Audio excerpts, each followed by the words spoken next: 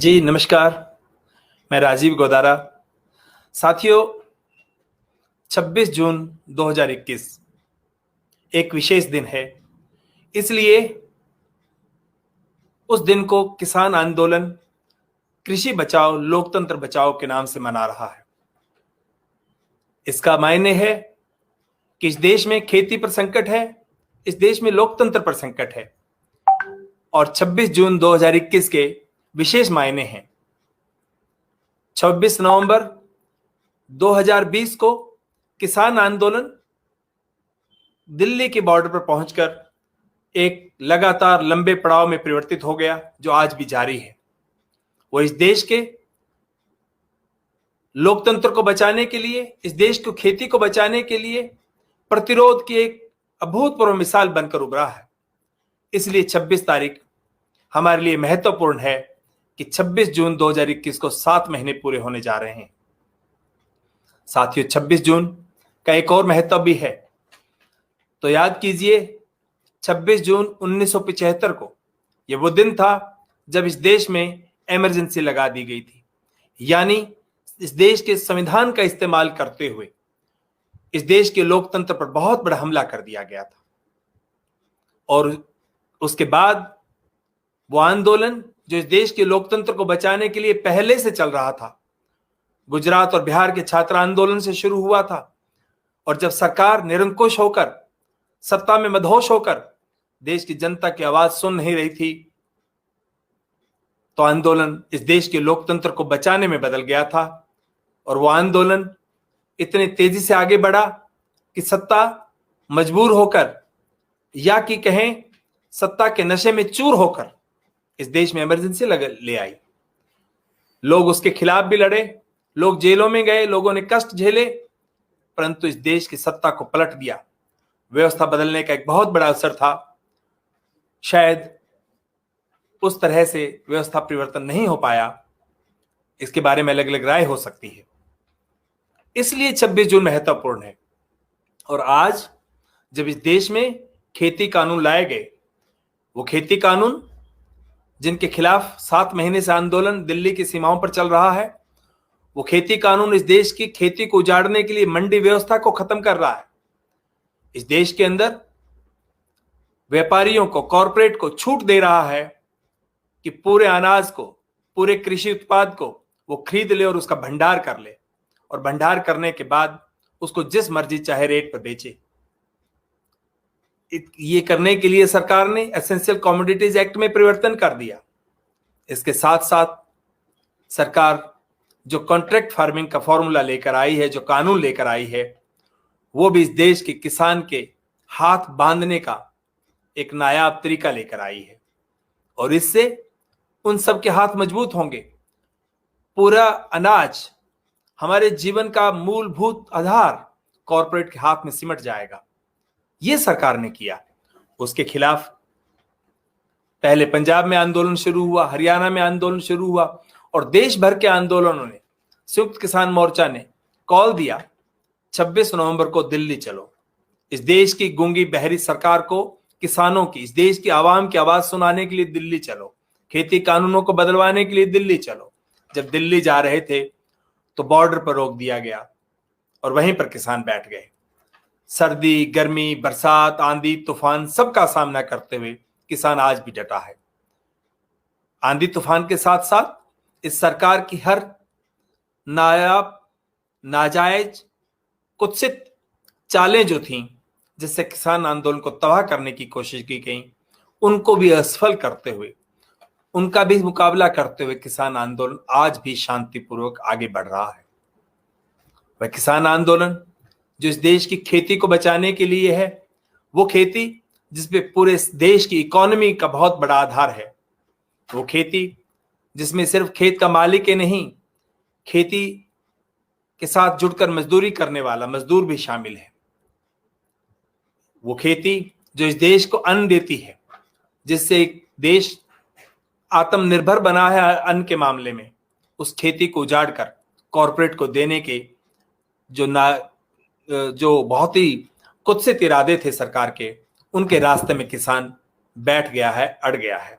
परंतु ये सरकार गूंगी है, बहरी है, सुनना नहीं चाहती है। मुझे तो लगता है बहरी और गूंगी नहीं, बल्कि सुनती है और सुनकर आवाज को नकारती है।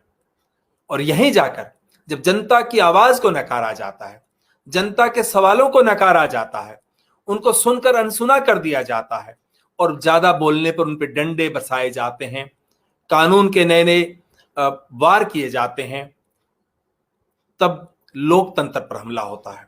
ठीक यही हमला 1975 में हुआ था। उसके खिलाफ लोकतंत्र बचाने की लड़ाई शुरू हुई थी, जो कामयाब हुई। आज फिर वही हालत हो गई है। और जब लोकतंत्र को बचाने की बात शुरू हो गई है, तब हमारे सामने एक बड़ी चुनौती ये है कि खेती कानूनों को बचाने की लड़ाई लड़ने के लिए जरूरी है कि लोकतंत्र बचे, और खेती कानूनों के नहीं, इस समाज के, इस देश के हर नागरिक के अधिकारों की रक्षा हो सके, उसे न्याय मिल सके, उसको समता का समाज मिल सके, सरकार उस पर डंडा ना चला सके, वो अपने मन की बात कह सके, अपने दुख दर्द को व्यक्त कर सके, इसके लिए जरूरी है कि लोकतंत्र बचे। और आज किसान आंदोलन लोकतंत्र को बचाने का एक बहुत बड़ा प्रयोग हो रहा है, प्रतिरोध की बहुत बड़ी आवाज बन गई है। आप हो सकता है किसान आंदोलन के किसी 1, 2, 3, 4 बात से असहज हो, असहमत हो, क्योंकि इस देश के मीडिया ने, इस देश की सत्ता ने और कॉरपोरेट सेक्टर ने मिलकर इस देश के अंदर लोगों को गुमराह करने का एक बहुत बड़ा प्रयोग किया है। और इन कानूनों को समाज के, खेती के हित में बताकर पेश किया गया है। यह छुपा लिया गया है कि पूरा का पूरा खेती और पूरा का पूरा खेती उत्पादन किस तरह कॉरपोरेट के हाथ में चला जाएगा और फिर अपनी मर्जी वो किस तरह से करेंगे, जिससे अनाज महंगा होगा और लोग तरसेंगे। इस पूरे आधार को, इस पूरे बहस को छुपा दिया गया है।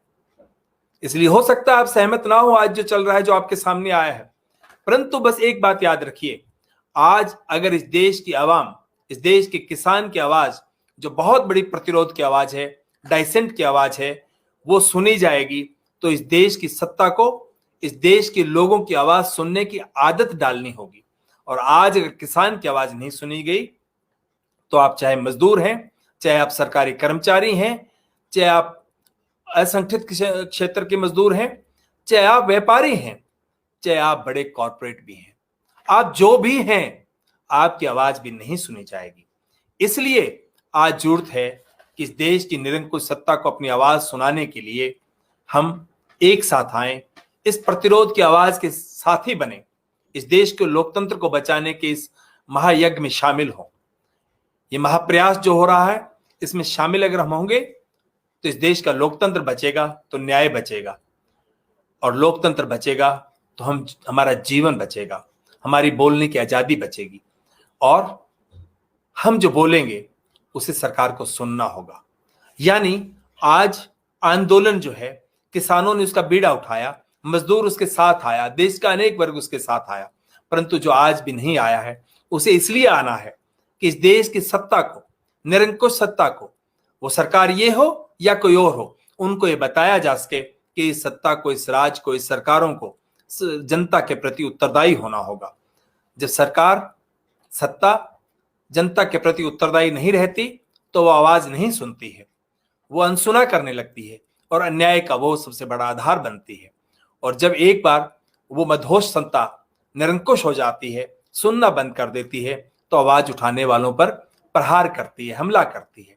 इससे पहले कि सत्ता और ज्यादा निरंकुश हो और ज्यादा लोगों पर हमला तेज करे, हमें अपनी प्रतिरोध की आवाज को तेज करना होगा, मिलकर साथ खड़े होना होगा, मिलकर इस देश की सत्ता को उत्तरदायी बनाना होगा। इसलिए मैंने कहा, कृषि बचाओ, लोकतंत्र बचाओ, यानी खेती भी बचानी है और उसके लोकतंत्र भी बचाना है, और लोकतंत्र हम सबको मिलकर बचाना है। एक बात मैं आपसे और कहना चाहता हूं, याद रहे